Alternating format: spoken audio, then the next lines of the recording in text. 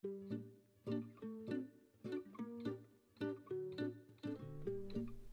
the summer of 2021, we walked the Camino Portugues in Portugal and Spain.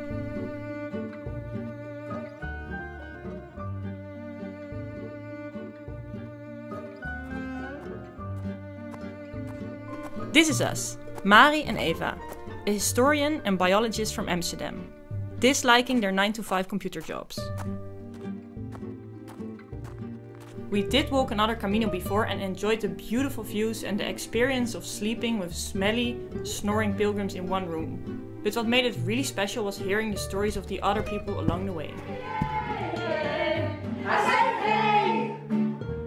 What's going on?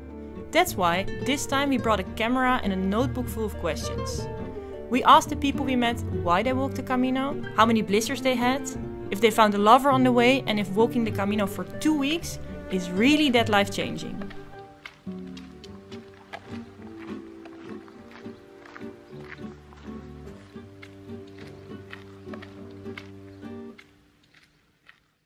There are many routes that lead to Santiago, one of the biggest and oldest pilgrims destinations in Europe. Ours started in Porto in Portugal and ended 260 kilometers and 12 days later in Santiago de Compostela in Spain.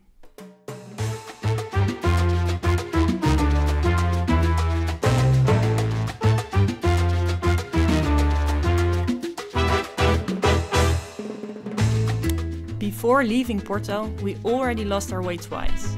Our bags were heavier than expected and the weather less cheerful. Still, we enjoyed being outside.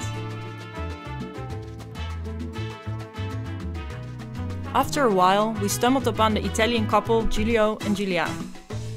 Interviewing Giulio wasn't easy since he was mostly focused on a cat. No, go there. What? No, now. So your name is? Giulio. Hello, Giulio. Hi. How are you? Fine. Why? This Yes. is a good question. Actually, I started by, let's say, by chance. My girlfriend invited me to do the Camino, and I accepted.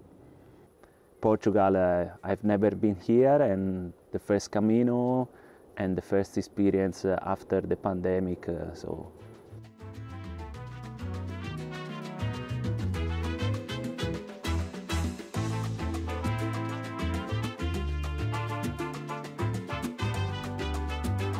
I'm Anna. Well, COVID never worried me like very much, but still I was planning on coming alone, so I didn't know if there were going to be a lot of people and it would be maybe dangerous in terms of health, or if there were not so many people, it may be dangerous because I was alone. We spent like the last year, and the last 2 years, let's say, staying at home and not seeing people or different cultures. It was something that I was missing.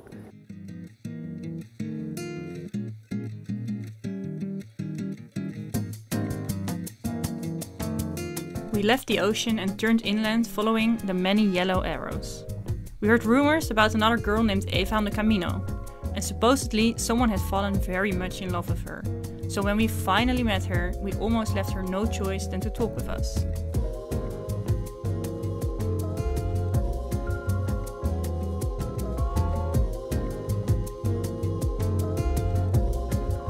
I am Eva. First of all, there was my father who did the Camino in about 2014, I think, and he was gone for a long time. He got these really nice stories when he came back, and he was like a different kind of man. Actually, he looked different because he lost a lot of weight and he got really tense. So he really, literally was a different kind of man. So it obviously inspired me. Since he did it, he kind of hoped that someone close to him would do the same. So he was really happy, and he wanted to prepare everything with me and buy the backpack, go buy the walking shoes, and like constantly giving tips and tricks.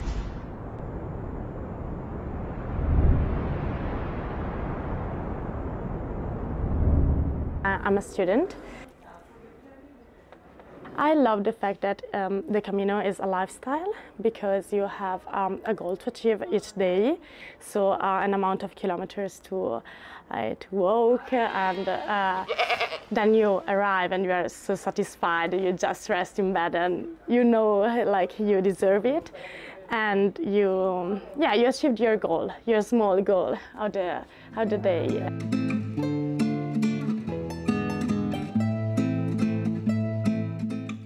Emma was the youngest we met along the way, and we grew very fond of her and her boyfriend.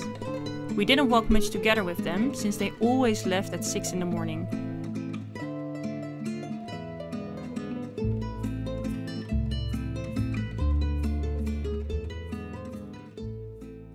The best experience that you can have is when you are with different people, with other people of different cultures, and share the moments with them. And yesterday in Fernandes was that kind of experience.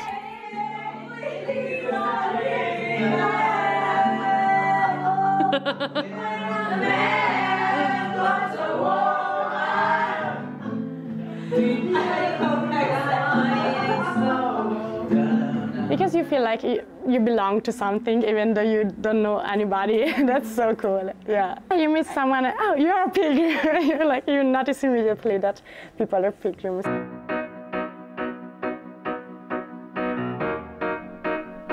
After a short night at Fernandes and a slight hangover, we walked over the beautiful Ponte de Lima towards the next albergue. Nice thing about the Camino is that there is an abundance of places to sleep. This means it's easy to walk a shorter or longer distance if you feel like it. But some people even prefer more freedom and sleep outside. My home city is Brno. I have a hammock and I sleep on the floor. Yeah, so many times I sleep in vineyard. So many times I sleep close to the church. Every church in Portugal have water. Yeah, it's a good place. I stay alone. It's better for me, and sometimes it's better to visit an albergue, meet new people. I feel very lucky. Being a pilgrim is like having a few things, like you have few clothes and you don't have like mascara or just I don't know how to express it. All people tell me you need a water, you need a fruit. Yeah, I don't have any problem. It's really good for me and a really big surprise for me. Yeah, really big surprise. It's not normal. It's not normal.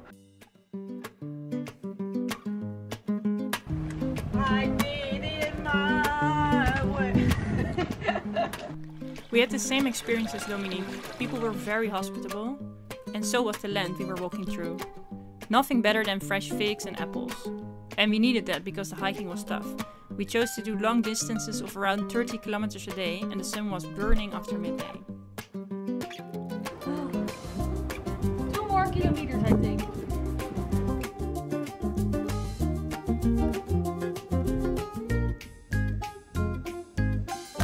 We were not the only ones struggling. We met Helder, a Catholic policeman who said the first shop he looked for in every town was a pharmacy to buy medicine that relieved his pain. I'm Portuguese. I'm from next to Fatima. I'm praying all the time, but I'm also sit and in the nature, and my feet are awful, and I treat in the middle of the nature my feet, and in these times I'm not it's not a Catholic thing but a spiritual one too, and I talk with persons, I meet persons from all the world, and it's a good experience. My feet are hurting a lot. I have lots of blisters. I didn't think it was going to be so demanding in a physical way, but well, that's actually a challenge. So it has also a point where I can overcome myself and grow, because I never thought I could fail. But now I thought, well, and if I fail, it's not failure. If I can not do it, I will not do it, and I will do it later. My friend, oh no, you can go further. You know, you can. No, I want to stay here. I like where I am, so I will stay. And it's like in my life. I don't want, oh, well, let's work very hard because at the end of the month I have a lot of money, and I don't work like that. Oh, let's do this because on Saturday and Sunday you will be at Santiago. No, that's not the point. To get there. The point is to be happy during the way.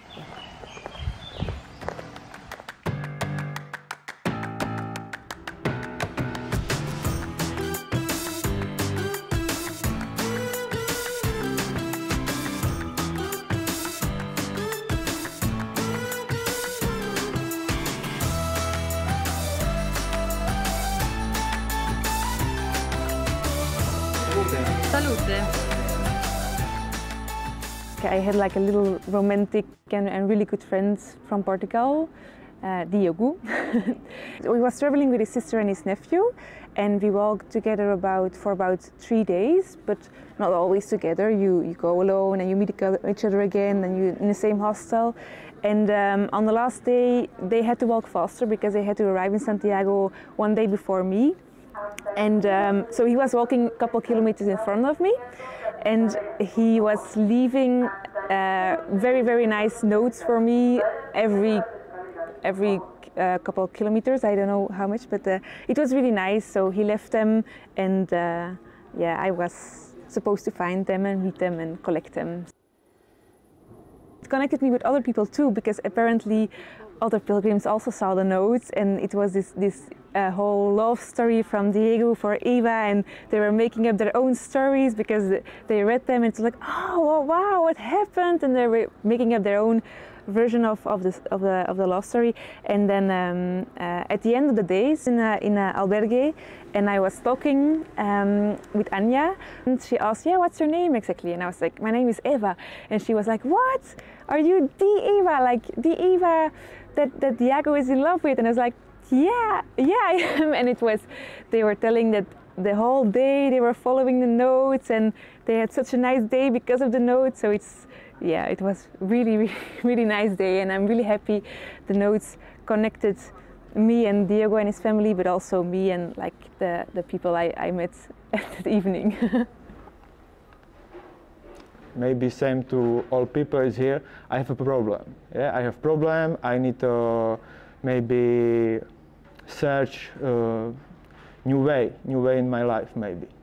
So many people have make for you a pressure. Yeah, pressure in home, pressure in a job. I need to stay alone. Yeah, and it's really good for me. I meet great people. Yeah, it's interesting people, and so many people in Camino. It's change your view to the life. Yeah. El camino es porque el camino es...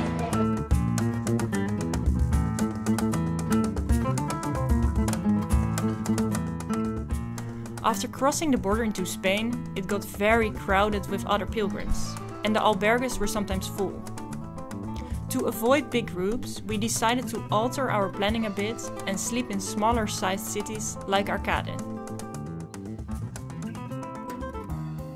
It was quite a tough year last year for everyone, I think, with COVID and everything, but it was quite hard, and for me doing the Camino is like a little bit of therapy as well. So just walking and forget all the problems you have, and like what I really love is that when you're on the Camino, the only problem that I had the past days was my knee hurting. And it was the only thing that bothered me at the moment, and that's just really nice to forget everything else. What I like the most is to be alone, but it sounds like really lonely, but it is being alone in a not lonely way. It's like in Belgium I have a really great family, and I have the best friends, and whenever I need someone is there. So I'm really lucky about that. But then when I'm on the Camino, I like to be alone as well, because it's good to know that if it's necessary, you can count on yourself as well. the biggest gift for me. It's the nature. I really, and then I live in the city, and so I'm really thinking if I'm living in the right place. I'm now reflecting, and maybe I would be much happier in a place like this, because I love this. No, when I look around and I see no human hand, I love it.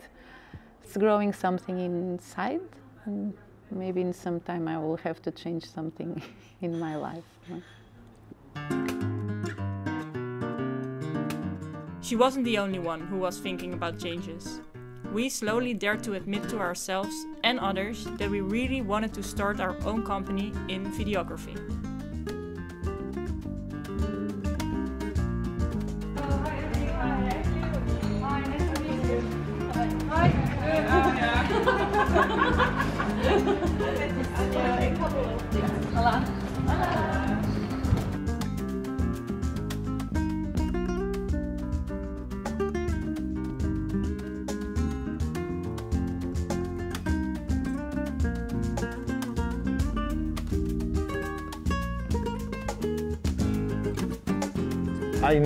I know what I need in my life, yeah. And this way is easy, yeah. And I come back to the home, it's a different, yeah. This is a start, yeah. This is a start. You need to change in your home, no change only here, yeah. And what do you want to change in your home? Oh, I'm maybe to more listen people, not too much speaking. And for me, it's I really a long time make money. Money not me make happy. Yeah? I need a different. Nowadays I have 2 children, and so I have to be. Now it's this, now it's karate, now it's English, now I wake up in the morning, and then this weekend is this, and this weekend is that, and it's all very controlled, very. Lots of plans, and then I have to put the backpack in the school and lunch, and here I don't control anything. It's like a sense of freedom and release and not controlling that is wonderful.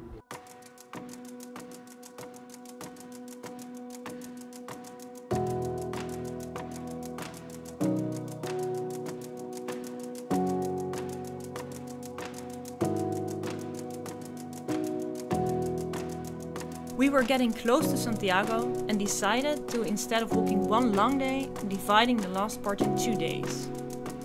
This way, some of our new friends could catch up with us and we could all walk into Santiago together.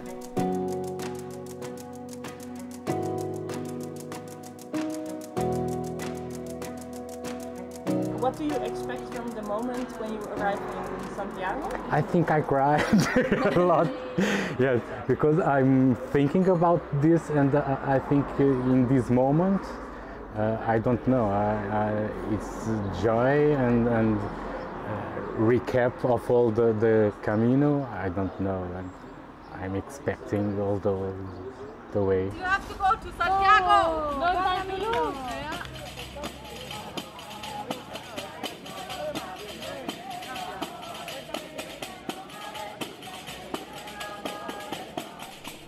With the 5 of us, we walked into Santiago. It's special to know that the bells that welcomed us welcomed all the others we met along the way as well.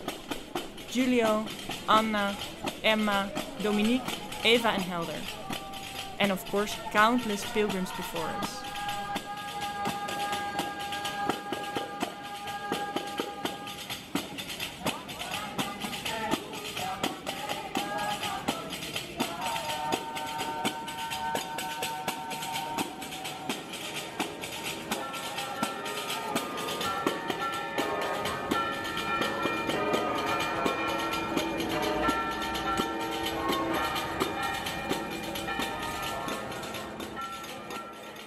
After the Camino, I feel more self-assured, knowing that you can handle things on your own. Like if your knee's a problem or you can't find a bed, that you have to solve it on your own. And then afterwards, it gives you like some kind of strength.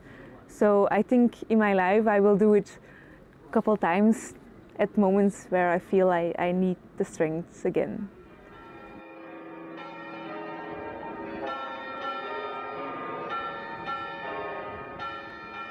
And if you are wondering about us, we did it. Shortly after Camino, we started our own video company.